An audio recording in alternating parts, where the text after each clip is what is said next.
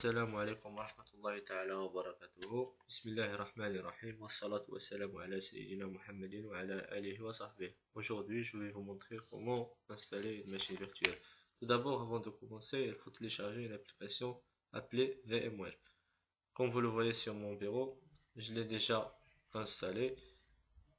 Et avant de citer les étapes, je vais vous donner une petite définition sur la machine virtuelle.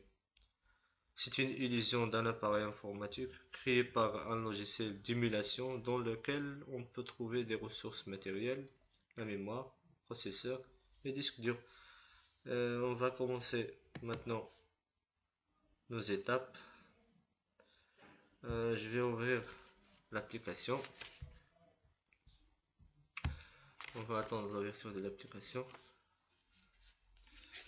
Va dans la fenêtre principale, comme vous le voyez maintenant.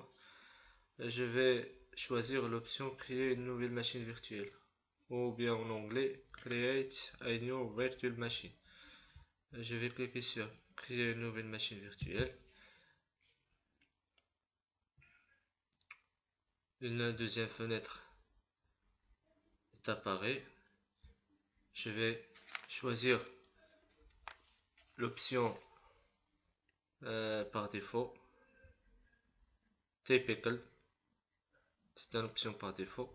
Je vais cocher Typical. Ensuite, je vais appuyer sur suivant. Et maintenant, je vais choisir le système d'exploitation en appuyant sur Browse. Je vais choisir par exemple Windows Server 2008. C'est une image ISO. Je vais appuyer sur suivant, ouvrir.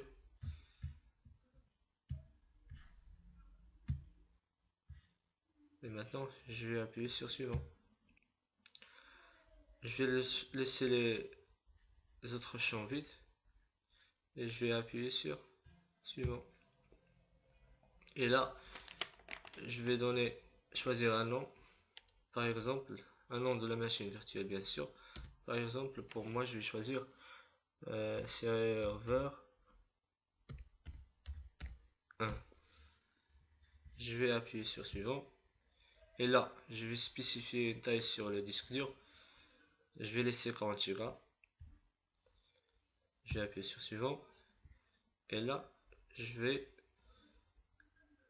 spécifier la mémoire. Je vais appuyer sur Customize Hardware. Et là, je vais donner une taille de mémoire à ma machine virtuelle. Je vais donner 500 MB. Et là, je vais appuyer sur Close. Et là, je vais appuyer sur Fin pour que ma machine s'installe automatiquement. Et les mêmes étapes sont appliquées pour d'autres systèmes d'exploitation, par exemple Windows 7 ou bien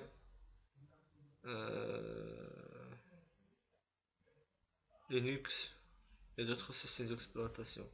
Et merci pour votre attention.